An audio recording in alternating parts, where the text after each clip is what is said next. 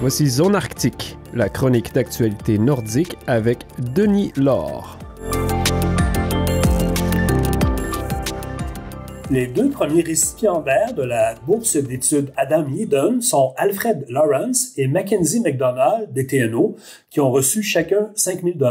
La bourse d'études a été créée en l'honneur du pompier forestier Adam Yeadon, qui a perdu la vie sur la ligne de feu en 2023. Elle aide les étudiants du Nord à poursuivre des études post-secondaires liées à la foresterie et à la gestion des feux de forêt. La prochaine période de soumission des candidatures sera annoncée au début de l'année 2025.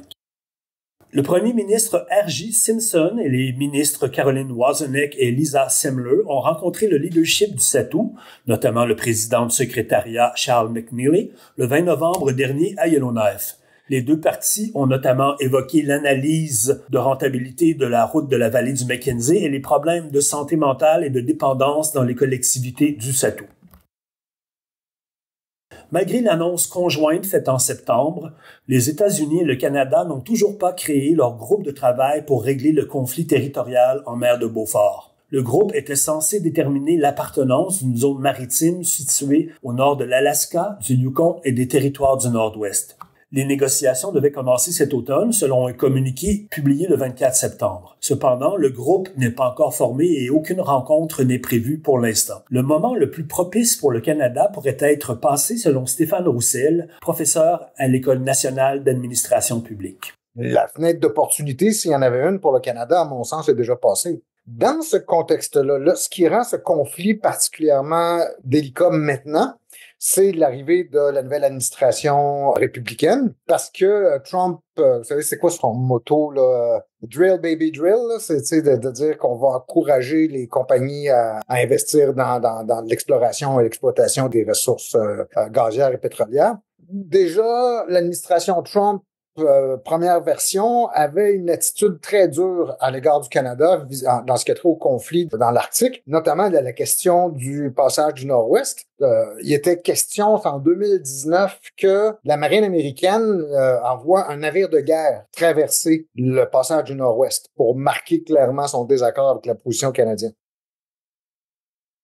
Une version provisoire de l'entente définitive sur l'autonomie gouvernementale des Dénés et Métis du Satou de Norman Wells a été créée le 19 septembre à Ottawa. La prochaine étape sera la ratification de l'entente par la communauté et son approbation par les membres et dirigeants des Dénés et des Métis de Norman Wells. L'entente sera ensuite signée par ces derniers et les gouvernements du Canada et des territoires du Nord-Ouest. Cette démarche s'inscrit dans le cadre plus vaste de l'entente sur la revendication territoriale globale des Dénés et Métis du Satou, qui permet à chacune des 5 communautés de la région de négocier sa propre entente d'autonomie gouvernementale. Tulita, Fort Good Hope, Delaunay et Coldville Lake sont à différents stades de négociation.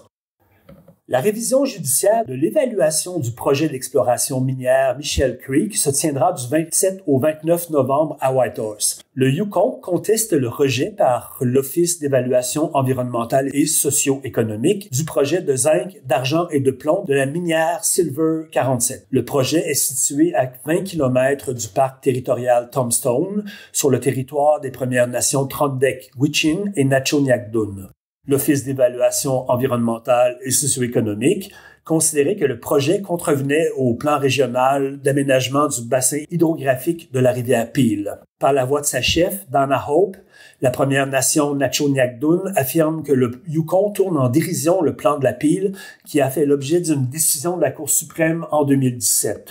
Madame Hope a déclaré que le Yukon privilégie les mines et les intérêts corporatifs aux droits issus des traités. Le rapport final du Conseil de sécurité arctique du Yukon vient d'être rendu public. Le rapport de cet organisme indépendant doit servir à conseiller le Yukon dans ses demandes au fédéral.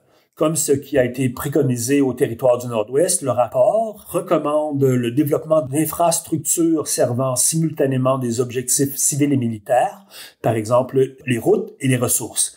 Il préconise également la croissance du corps des Rangers, l'établissement d'un corps de réserve militaire basé à Whitehorse et il met l'emphase sur une collaboration avec l'Alaska. Le premier ministre du Yukon, Ranj Pillai. We've done a lot of work over the last couple of years to strengthen the relationship with Alaska. And of course, you saw the Alaska governor was here M. to Pillai visit. concède que le gouverneur de l'Alaska, Mike Dunleavy, est résolument pro-trumpiste, mais qu'il travaille à renforcer les liens avec lui depuis plus de 2 ans. Il avance que le partage de ressources et l'aide mutuelle en cas d'incendie ne seront pas affectés par le protectionnisme républicain. Le manque d'investissement du Canada dans l'OTAN pourrait cependant s'avérer problématique. Au Nunavut, les tâches du ministre démissionnaire Daniel Kalik seront désormais partagées entre le premier ministre P.J. Akiagok et David Johannassi. M. Akiagok assume dorénavant les fonctions de ministre de la Culture, du Patrimoine et des Langues. Quant à M. Johannassi, l'environnement et l'énergie s'ajoutent aux communautés et aux services gouvernementaux dont il s'occupait déjà.